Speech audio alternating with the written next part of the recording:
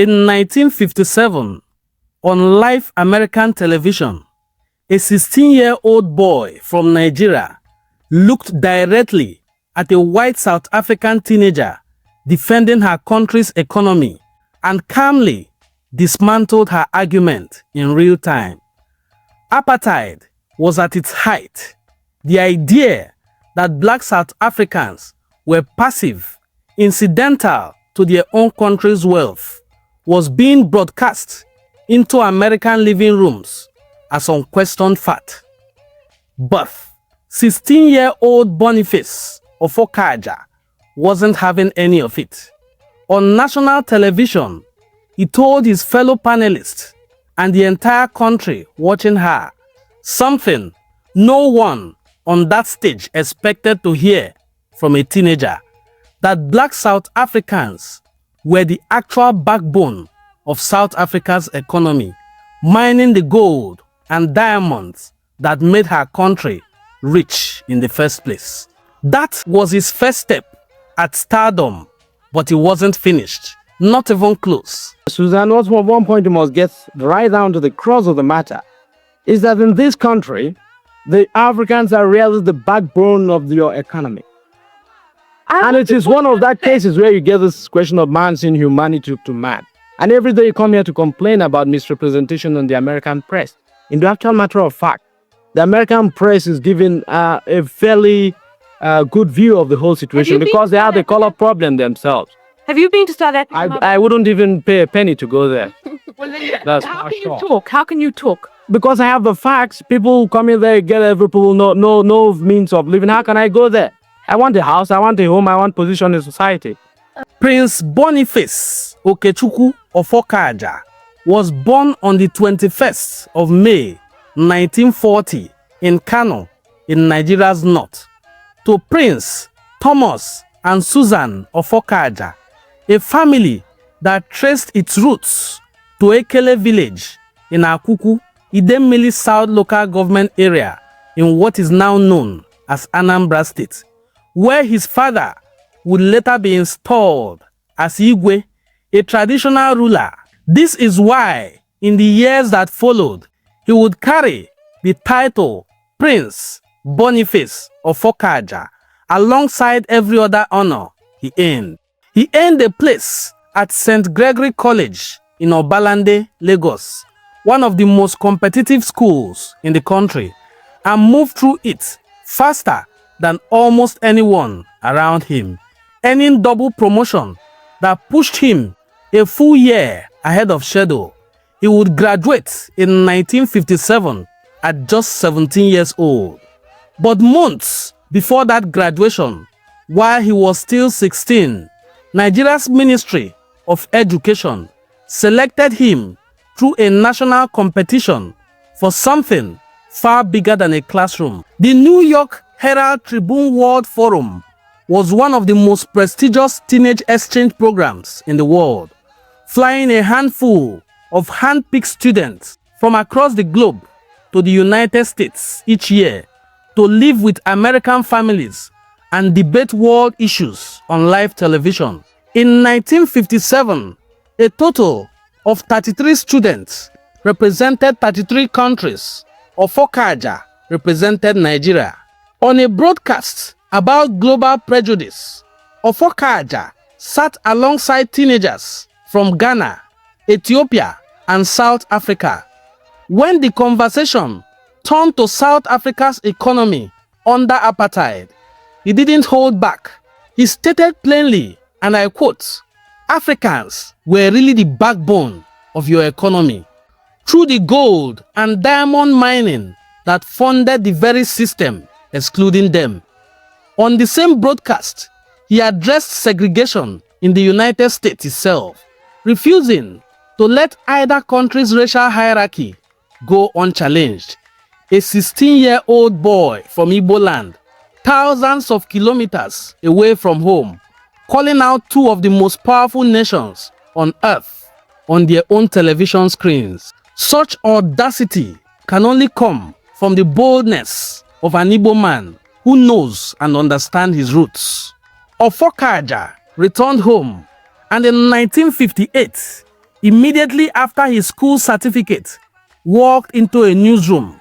He joined the Nigeria Broadcasting Corporation in Lagos, cutting his teeth in the earliest years of Nigerian radio journalism. By June 1963, he had become the first Nigerian to head the news department of the Nigerian Television Service, put in charge of shaping how television news reached the entire country at a station previously run under foreign leadership. He wasn't just reporting the news anymore. He was building the institution that delivered it. When the Nigerian genocidal war against the Igbo broke out in 1967, Offokaja didn't retreat to safety. He worked as a correspondent for Agency France Presse, AFP, reporting from the East Central State, the heart of the Biafran war zone. At a time when accurate information from inside that region was desperately hard for the outside world to obtain, Offokaja went home and brought the information, sending it out to the entire world. He carried that same instinct into peacetime, going on to become Director of News and Current Affairs, and eventually Director General of the Anambra Broadcasting Service, where he helped launch one of Nigeria's earliest attempts at open radio and television-based higher education. Prince Boniface Okechukwu Offokaja died on the 10th of November 2018 after a brief illness at the age of 78. A teenager who once challenged apartheid on live television and grew into one of the men who built Nigerian broadcasting from the ground up. He was just 16 when he refused to let a lie about his continent go unanswered on American television. He wasn't waiting for permission, and he wasn't waiting to grow up first. Some people spend a lifetime finding their voice. Boniface Offokaja found his voice at 16 and spent the rest of his life making sure that Nigeria had one. At 16, he stood before American television and stood up for Black South Africans. Today, Black South Africans are chasing other Africans away from South Africa. Today, Offokaja's speech, nearly 70 years after, is celebrated all over the world. That is the courage of an Igbo man. That is Igbo excellence.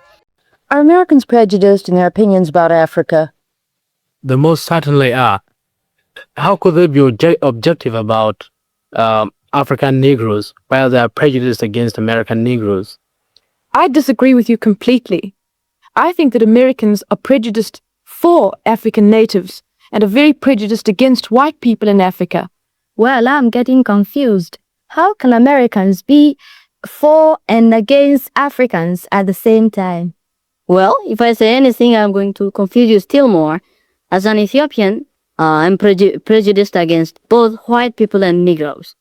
Our discussion are 4 high school students from 4 different countries in Africa. Let me introduce them to you now. Here is Amelia Day from the Gold Coast. Amelia is 18 years old. Here is Susan Rennie from the Union of South Africa. Susan is 17. Susan, those school uniforms, are they always that short? No, this is actually a dispensation. I'm a senior, but the other girl kept to have them 3 inches above the knee. Very interesting study in native costumes. Thank you. Now let me introduce the boys, will you? Here are our baby for tonight, 15-year-old Meston Venega from Ethiopia, and 16-year-old Boniface Offokaja from Nigeria. Now, let's start out by asking you what some of your own prejudices are. How about you, Amelia? Have you got any prejudices, say, against the Nigerians? Yeah, I have my own fair self-prejudice against the Nigerian. Coming from the Gold Coast, where there are many Nigerians, I think that I sometimes look down on the Nigerians as somewhat inferior to us. Because, you see, the Nigerians who come to the Gold Coast are mostly beggars. So that's my opinion about Nigeria. This is funny. Um, I don't see how you have a case against for this your proposition, or I say for this your stand. Actually, personally, I look towards the Gothos not as inferiors, but perhaps as people that are individualistic, are not working towards the communal effort or towards the welfare of the nation. They, of course, have made great strides because they are a very small country, and yet you have all the differences in their country. Nesbin, how about your prejudices? You admitted to several at the beginning. Well, as I told you before, we have also our own prejudices against the African Negroes. We consider them as inferior. We have, of course, our own reason for saying so. Well, what are they, Nesbin? Well, first thing, we consider ourselves to be of the lost tribe of Israel and not Negro. It's only that our faces are burnt that we look like Negroes. And also, we've been ruling part of Africa for hundreds of years during the 16th century, and we ruled parts of Egypt, Sudan, and far down as Mozambique. Well, what about your prejudices against white men? Well, back home, if a woman marries a white man, she's considered mean, and when she died, the priests never pray for her as they would do for any ordinary man.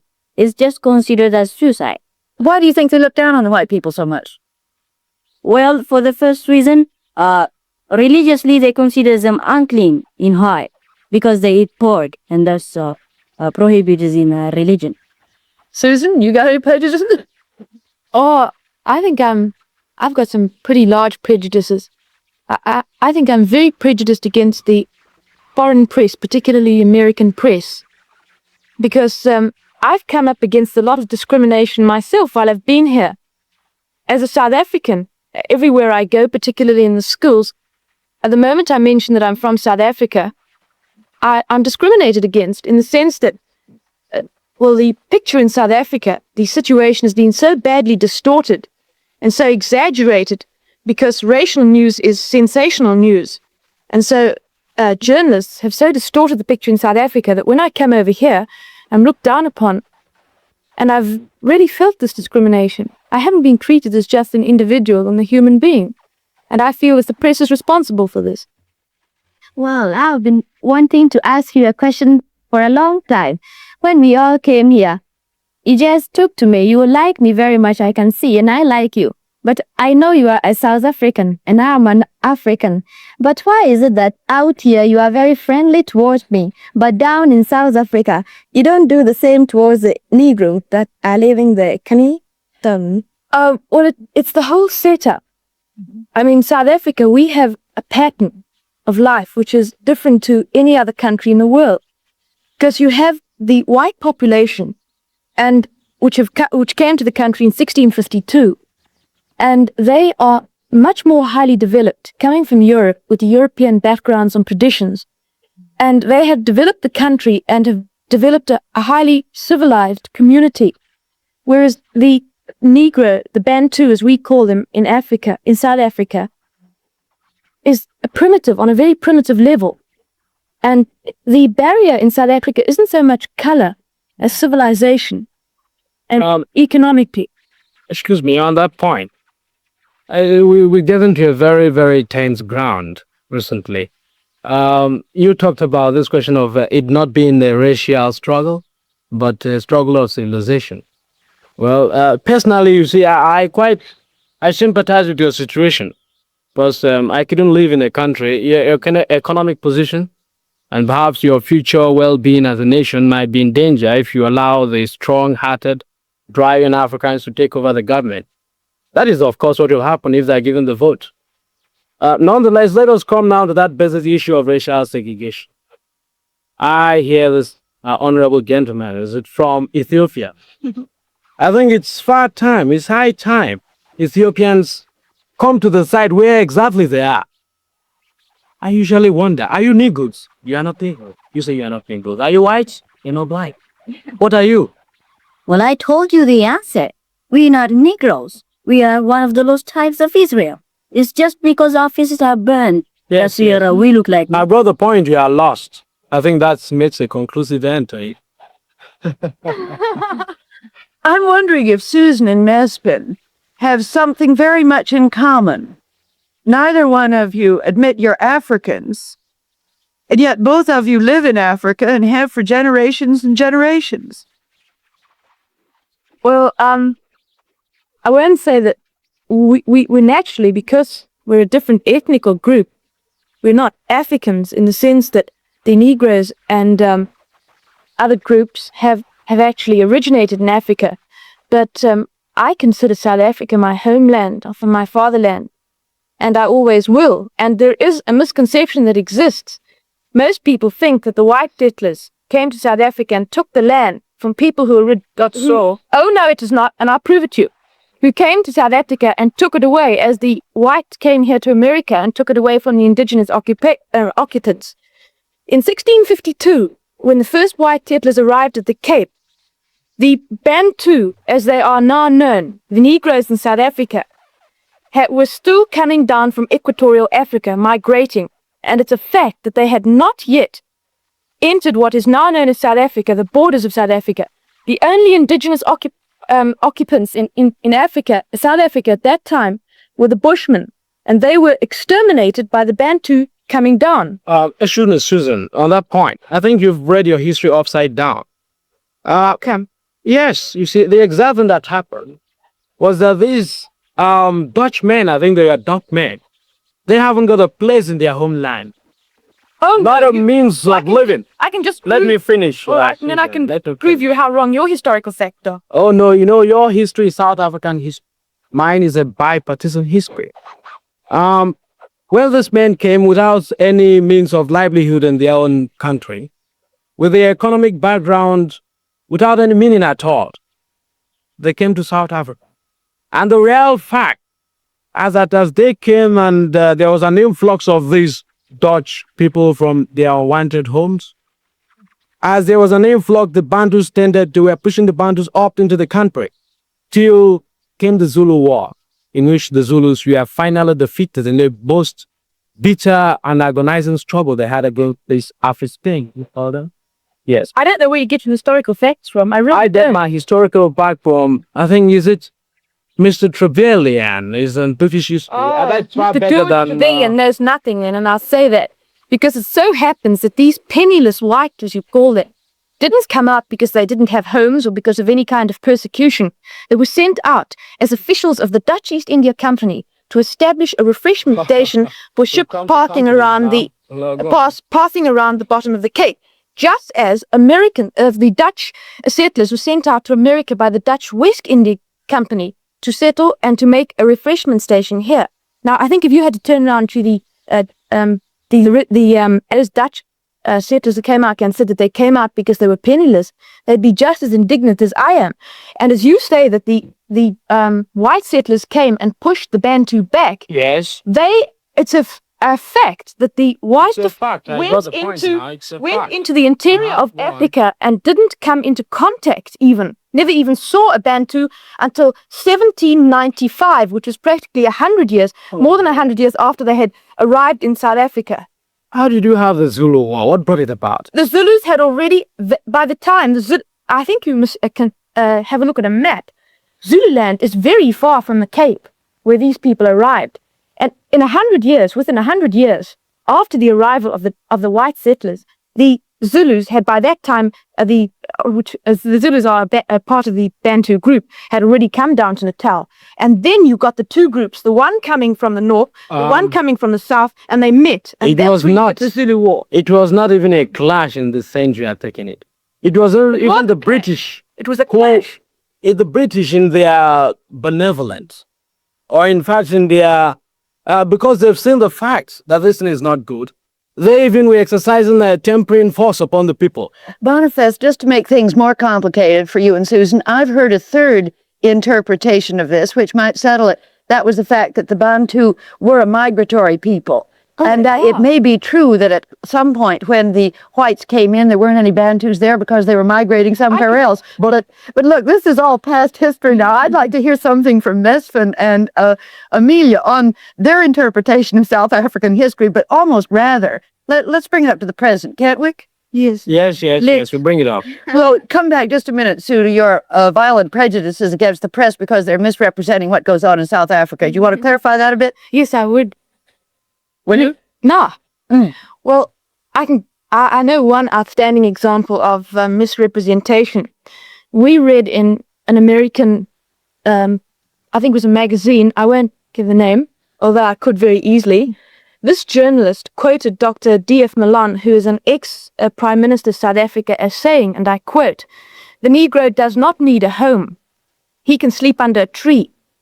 Well, not only is this absolutely fictitious, but he forgot to mention the fact that brick and concrete trees, known to most people as houses, are costing thousands, millions of dollars of the white taxpayers' money annually. What did you say? I didn't get the point. Said what houses? Well, you see, this journalist said that Dr. Yes, Malan... I got that point. You say what houses costing the government millions of dollars? I What said houses? concrete and brick and cement houses for the Bantu peoples. But these are the Bantus that are working for you in the factories. How did you get the money? They got the money, they mined the gold, got the gold, and you sold the gold outside. You got the money and you say the money is yours. Of course You it can't is. do that's a contradiction, Look, please. we came along. We bought the machinery. We developed the mine. From where did you get the machinery from the mines in Johannesburg? Do you own the No, mine? we got our Who owns the machinery. mine? We got our machinery from Great Britain. Who From owns- the money that was picked, what was got for the diamonds, and How did you get the diamonds out of the ground? No native labor there. How did you Boniface. get the diamonds out of the ground? They I want weren't that. dug out of the ground. They were alluvial diamonds. No native labor there, my boy. What do the ladies do?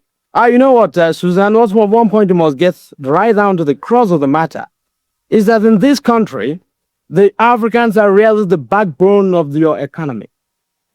And it is one of that cases where you get this question of man's inhumanity to man. And every day you come here to complain about misrepresentation in the American press.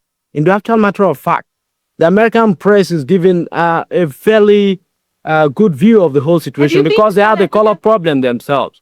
Have you been to South Africa? my boy? I wouldn't even pay a penny to go there.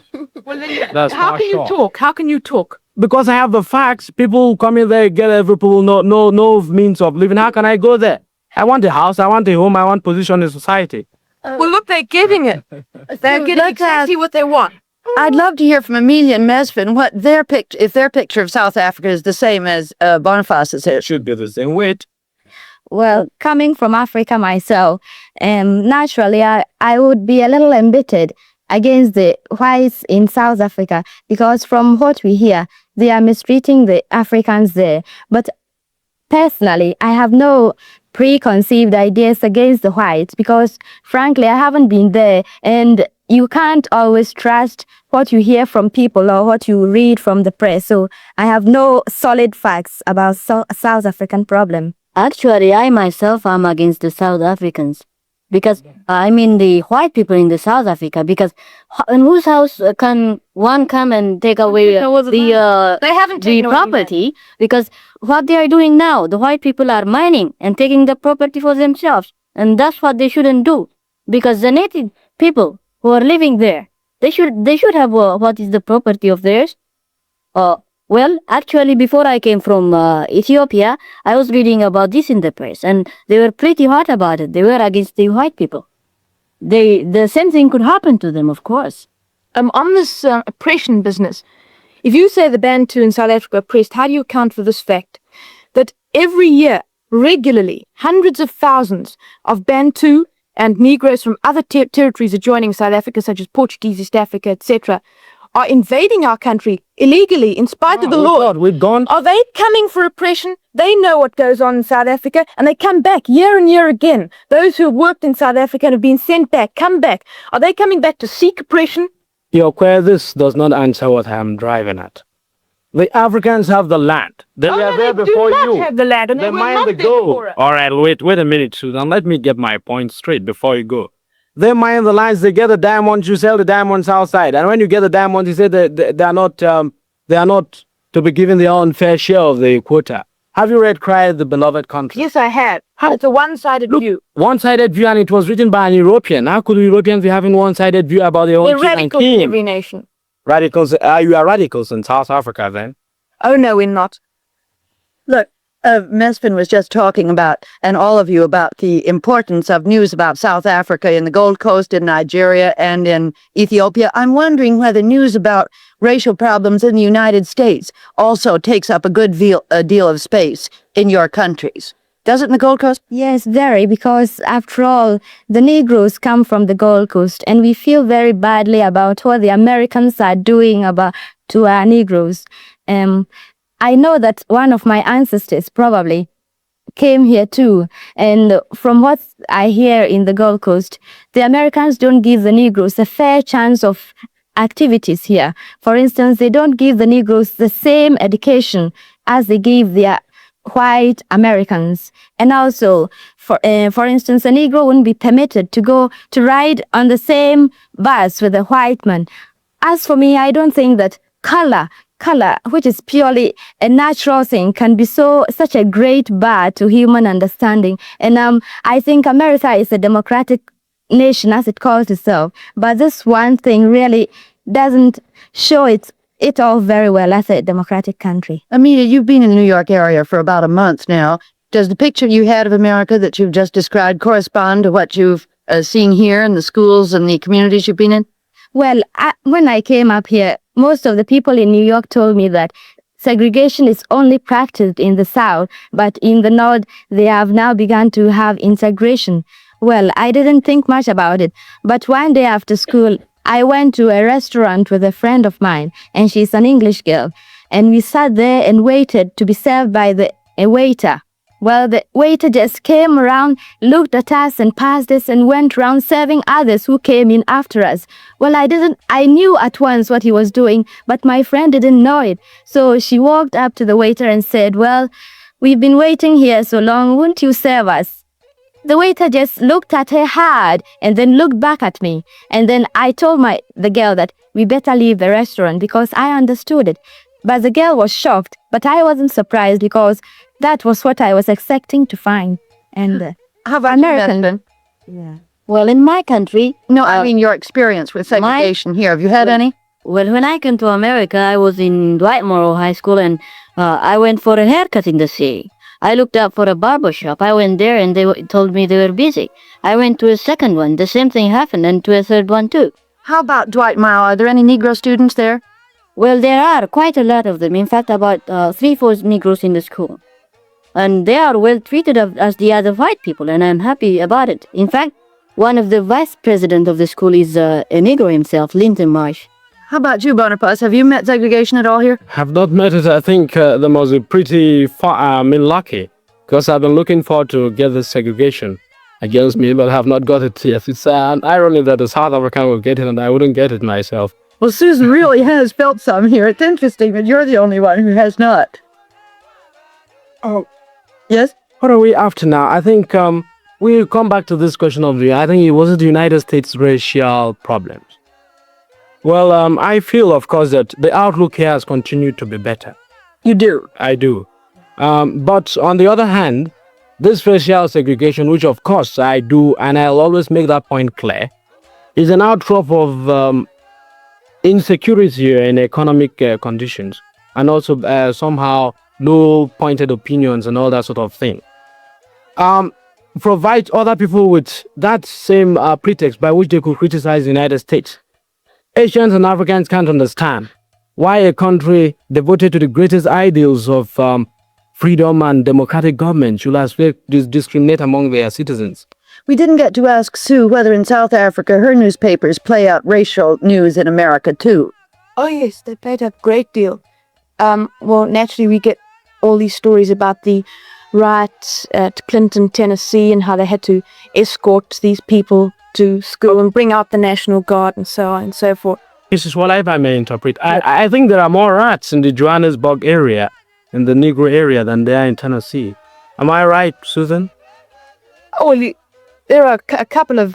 Rats, yeah. No, I wouldn't say riots. And wait a minute, in the Johannesburg area, you have only one telephone to the whole Negro population. Oh, rubbish. Yes. Where do you get your facts from? Facts from books written uncountable times on South Africa. Well, We are not the only country in absolutely the world. ridiculous.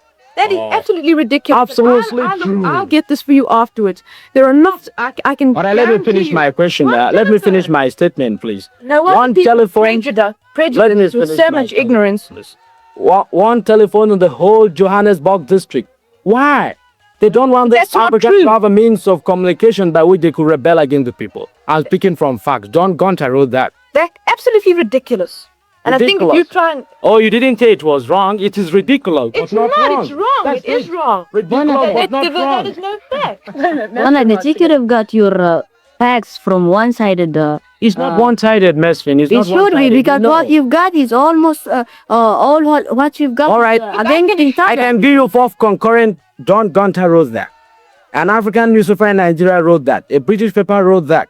A Lebanese paper wrote that. All the world prejudice against Well, you South can't Africa. so much criticize the country without actually going there and seeing what is happening, you see. I don't need to go there. I told you I wouldn't You pay money should. to go there. How can I go We there? have come to America and we are looking what they are doing in America. We might have got false ideas of In America, the outlook has continued to be better. In South Africa, the outlook has continued to be worse. As a matter of And fact, that exactly listing. as a matter No, of that fact, we're exactly. progressing. Wait a minute, Susan. That exactly, Mesfin, is what, Susan, I think you better take care about this. When these Africans come to learn that they are really being discriminated, I think they're learning now. And when they rise, you know what has been imposed upon the people by law, or what has been suppressed when you get the people really suffered. When they rise, they shall throw away that same government. And you are. Well, look, you had your speak, I'm going to have mine now. It so happens that this apartheid, which you most probably have misinterpreted already, No, you misinterpreted. just a minute, let me speak, Not- is working towards a solution in South Africa. And it so happens that there will be no riots, nothing like that. This apartheid policy, which I will afterwards speak to you about, seeing I think there's only very little time, is working towards getting self-realization and self-rights for the black people within their own areas. And I think if you make a careful study of apartheid, you will see, and already they've started legislating in South Africa and spending vast sums of money. Within the next 20 years, we're going to have a solution to our problems. I've spent 15 years learning it, and every day I become more prejudiced against South Africa. I don't need to spend a day more. And I for think you're getting your instance, facts from the wrong source. not That's all for the I raw can say. source, please. You're getting your facts from the government laid out principles and practice by Well, which I prejudice live there. segregation will I be live there. I discriminated. ought to know. I don't want to You live live there. 7,000 miles away. How can you That's know? not better. I have a home, I have a house, I Reading can knock anywhere I propaganda. have. Reading propaganda. Unfortunately, our time is running out. Put that down, boy. I'm wondering if anybody's got a final word to say on this subject of prejudice, where they come from. Yes, Nothing? Folks, I understand I'm becoming an African, I suppose.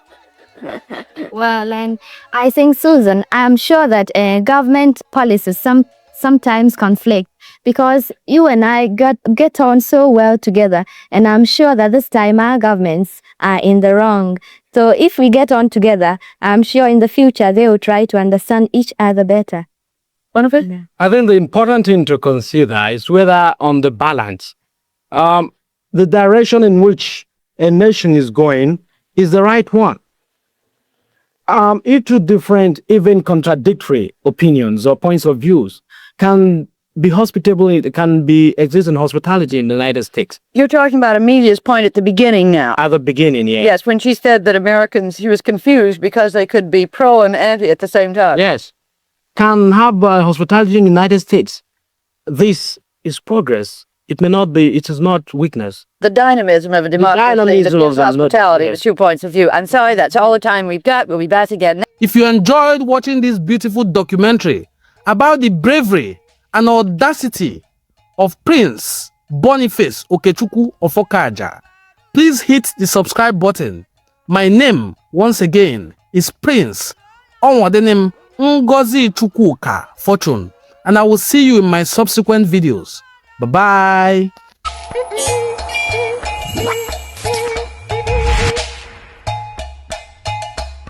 In one.